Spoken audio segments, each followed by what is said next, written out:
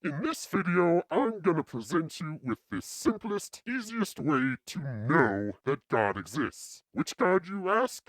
Irrelevant. Any God will do for this. This argument will be all you need to disprove atheism. As for which God is the one true living God, that would be a topic for a different video. The point of this video will be to make it obviously irrational to lack belief in any god. For anyone familiar with this proof, it's gonna seem maybe a little overused, because you can find this argument on probably literally any apologetic channel. But on my channel, I'm gonna try and be as thorough as possible in covering any and all objections that atheists have used that I can think of while presenting the argument. One of the objections is that it doesn't end with "therefore God exists." So to address that, I've added a second syllogism to the argument so that the argument as a whole can come to the conclusion that God exists. Now, if you haven't figured it out by now,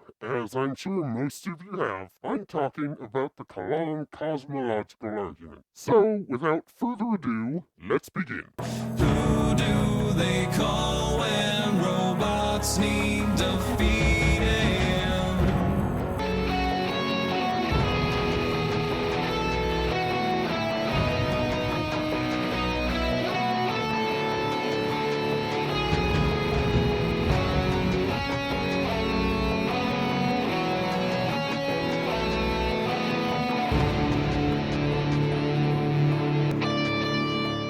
Premise 1. Everything that begins to exist has an efficient cause to its existence. Some atheists will complain that they don't know what begin to exist means, and will try to give the example of, when does a chair begin to exist? Is it when the chair has the basic shape?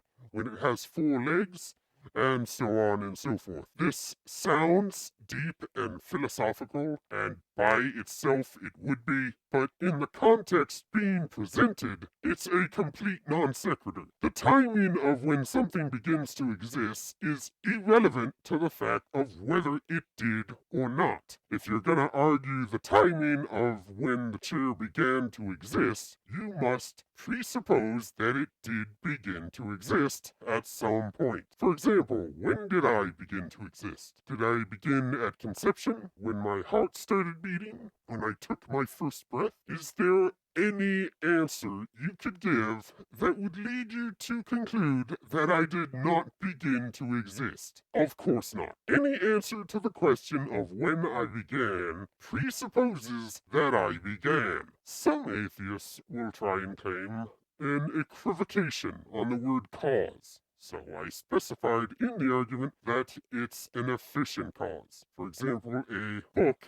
has a material cause with the paper and ink, but it has an efficient cause with the writer or the printer. This premise should be uncontroversial. Things don't suddenly start existing without a reason. Everything that starts to exist will have an explanation as to how or why it started. Premise 2. The universe began to exist. For this, I need to start by defining universe. Simply put, the universe is all space, all time, and all matter. There is really no escaping this truth, no matter how you look at it. The expansion of the universe tells us that everything we see had a beginning, and the second law of thermodynamics and philosophy tells us even the things we don't see had a beginning. The second law of thermodynamics, or entropy, states that everything winds down. A battery will lose its charge if not recharged by an outside force. When the battery is not being charged, it is a closed system. The universe is a closed system. This is how we know the universe is heading to heat death. And since it hasn't already reached heat death, we know it isn't eternal, which is the only option you have if you want to say the universe didn't have a beginning. And the expansion rate of the universe is getting faster, so there is no wiggling out of entropy by saying the universe could collapse back in on itself to reset the usable energy. Philosophically speaking, we know that time can't be eternal, and by extension, neither can space, since space and time are two sides of the same coin. If time were infinite in the past, then we never would have arrived at today. There are two great examples I've heard to explain this. The first is simply counting. Try counting to infinity. You could count all the way to 11 million quadrillion and still be no closer than when you started. So,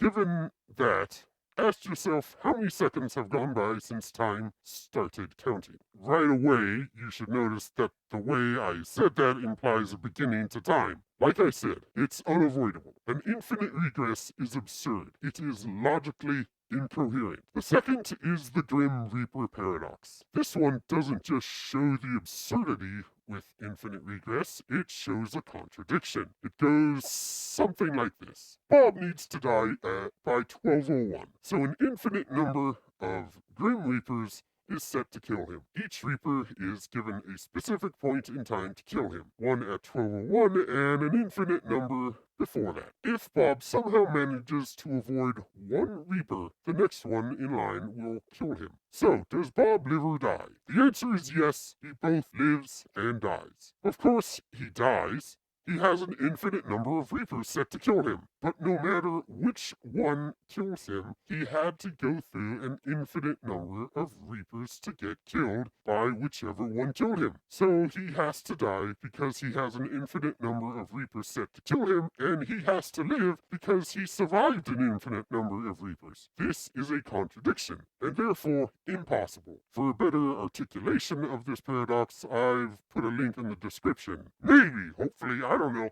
I wrote this script a long time ago now. I don't even know whether it was Capturing Christianity or Trinity Radio where I saw it. It might have been both. So maybe there will be a link in the description.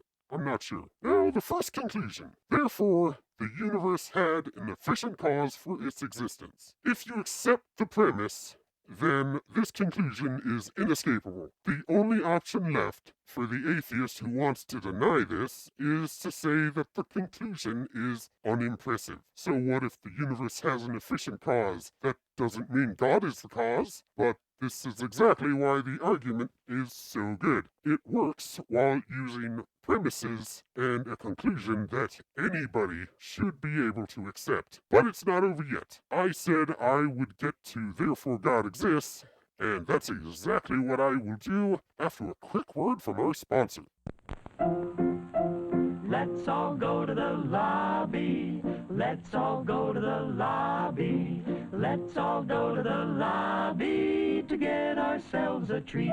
This episode has been brought to you by your kitchen, because you're hungry. So the first three premises of the second syllogism will split the universe into its definitional parts. Premise 1, all space had an efficient cause. Premise 2, all time had an efficient cause. Premise 3, all matter had an efficient cause. Premise 4, the cause of all space must exist outside of space, i.e. spaceless. Premise 5, the cause of all time must exist outside of time, i.e. timeless. Premise 6, the cause of all matter must be immaterial. Premise 7, the cause of all space, time, and matter must, by Occam's razor, contain all power. At the very least, from our perspective, you could posit that the cause of the universe itself had a cause. But this is where Occam's razor comes in. Unless you have a reason to posit an extra cause, then you don't. And trying to prove someone wrong is not a reason. Also, even if you did posit cause for the cause, the first cause by this argument would still fit the description of God. All you would be doing is positing a more godlike God.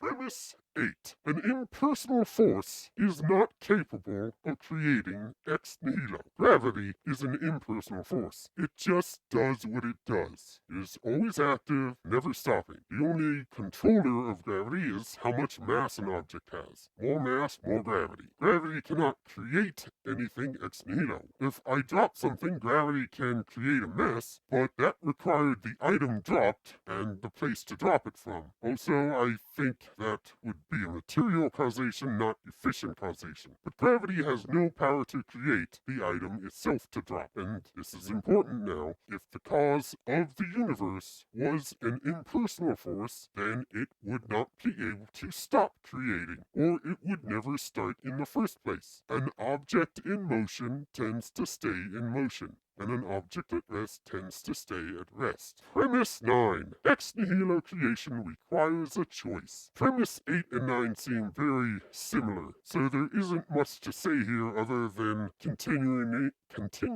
my earlier point. The only way for something to go from a rest state to an event state, like motion, without an outside force acting on it, is if that something made a choice to move. Premise 10. Choices require a mind. This one seems pretty self-explanatory, so it will probably get the most feedback. Trees cannot make choices. Rocks and gravity cannot make choices, and computers cannot make choices. All the computer choices are programmed by its creator mind, which did make a choice. Thus, the first cause is a spaceless, timeless, immaterial, omnipotent, personal mind. The only descriptor that makes sense for a spaceless, timeless, immaterial, omnipotent, personal mind is God. And maybe I should have said title instead of descriptor, but therefore, God exists.